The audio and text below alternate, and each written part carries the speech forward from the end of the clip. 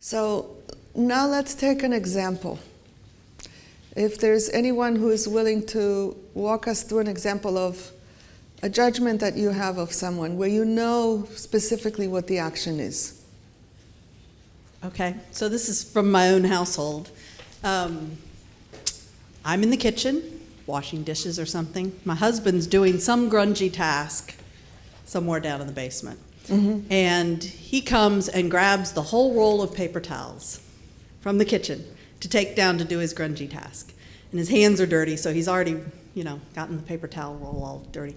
And I interpret this as lack of respect by him for my workspace, because I need that roll of paper towels 3 days from now when I pack the next school lunch. I'm going to put one in the lunch bag.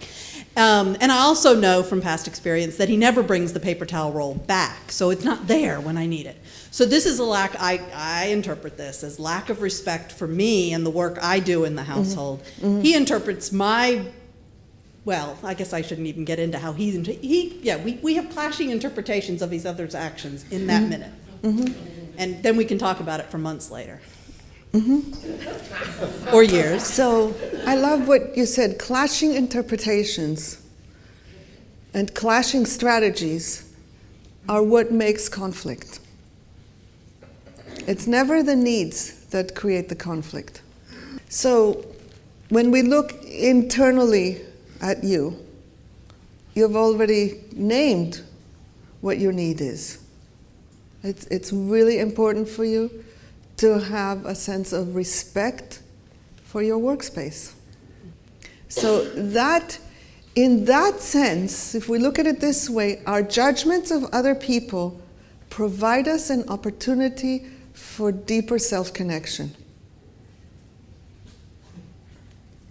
Interesting, isn't it? Yeah. When I find myself judging another person, if I don't instantly go like, oh, that's so terrible of me, I shouldn't be judging other people. If I actually am willing to engage with my judgment, then it provides me an opportunity for deeper self-connection. How? By acquainting me with what's important to me. The more I know what's important to me, the more I know myself.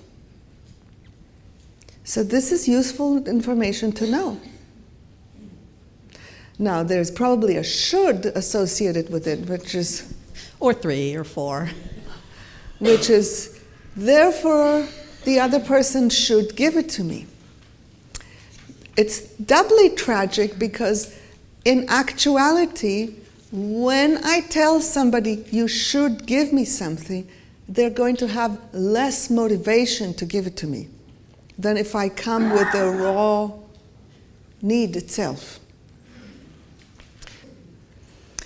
The second part is to choose an alternate meaning that has to do with understanding the reality of the other person.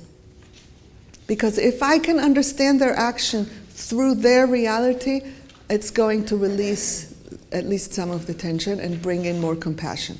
So do you have any sense of what your husband's needs are in that moment? I think he just wanted clean hands. No, actually, I know more than that. He wanted acknowledgement of the task that he was doing, mm-hmm. that it was important and contributing to the household. Mm-hmm. And what he has told me is that he felt like I was not acknowledging that in asking him not to take those paper towels. Mm-hmm. Yeah. So you have the option to tell yourself, my husband doesn't care about my workspace, or the option of telling yourself, my husband wants acknowledgement for his contribution to the household. Now, which one would you rather choose? Which one is going to give you a better life? What do you think? The second one. Okay, yeah. Now, part of the deal is you want to get that relief of compassion without giving up on your need for respect. But when you can release that you should and come into a place of like, okay, what I want is respect. And what my husband wants is acknowledgement. And there's probably 3 or 4 other needs related to this. We put all of them on the table, and remember, then it's an engineering problem. You will work it out. But you have to have all the needs on the table first. Clear? What we're doing, 2 things. One is finding where the meaning is coming from. And second, choosing deliberately a more compassionate meaning by connecting with the possible or known needs of the other person. And that can be your husband, can be your child, can be the president of your country. It doesn't matter. It's the same move. When I can do that, life changes, more things become possible. Yes? So now that she's worked through that, like the next time her husband comes and gets the paper towels, she won't be angry? Correct. If she really gets through it, she will not be angry. That doesn't mean she will just be, oh yes, sure honey, take them. Mm-hmm. She will be able to state her needs differently. She will be able to say to him, hang on a second, before you take these, I'd like to make sure that we have a mechanism that will bring them back here, because otherwise it will be really hard on me tomorrow morning when I look for them. So can you stay here for a moment before you go so that we can work it out? I mean, that's easy when it's a physical, like paper towels, but I think it would be more difficult in a more abstract situation.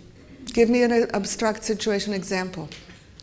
Every abstract situation is concrete if you insist on finding the concreteness. What's the abstract situation? So, and you guys are going to giggle. My mother-in-law tends to be a little crass sometimes in talking to me via email or text or on the phone, and it's upsetting. And pause. It is not upsetting. You are finding it upsetting. Okay. It's not semantic, the difference. It's a world of difference. Because when you say it is upsetting, it's outside of your control completely what your experience will be. Right. And so, like, I talked to my husband about it, and I would hope, my expectation for him is that he would stand up for me against her sometimes. And it's a constant cycle, because he says, well, she's always been that way. Mm-hmm. And I'm like, but that doesn't make her behavior right or acceptable. Yeah. Oh, you are digging yourself into such a familiar hole. I'm sure. And the hole is made up of what is right and what is wrong. As soon as we start looking for what is right and what is wrong, we are condemning ourselves to suffering.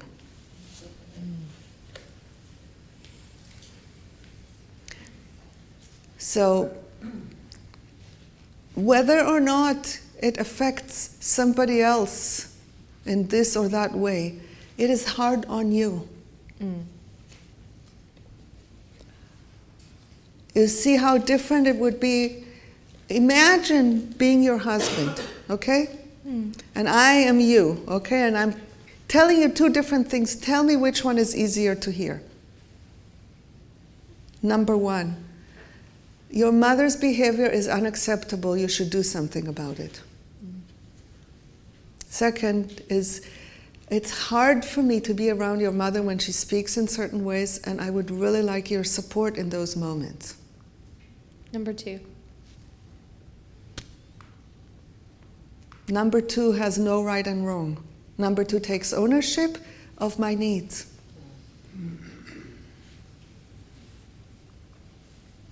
Can I rest my case, or do you need more? No, I mean, it makes sense. It's just, but I think his version of support and my version of support look different. Yeah, and that's you what we work have it to out. work out. Yeah, that's what you need to work out. And part of working it out includes understanding what those moments are like for him. Because think about it. He knows that this is affecting you poorly. And there he is, stuck in that place. Ugh, my mother, my wife, I don't even want to have the visits. It's like a no-win. I can't do it right by either of them in the end. Yeah. It's not a comfortable position. No. It's easy to have compassion when you do it. But when you're just sitting over here thinking, he should stand up to her for me, that ignores his humanity. Third, there's the woman. She's doing something for a reason. Take a moment to pause and consider what could possibly lead her to speak in the ways that she does. I'm not asking you to answer that question. No, it's good stuff to think about. Yeah, but once you have all of these things on the table, you will find a way.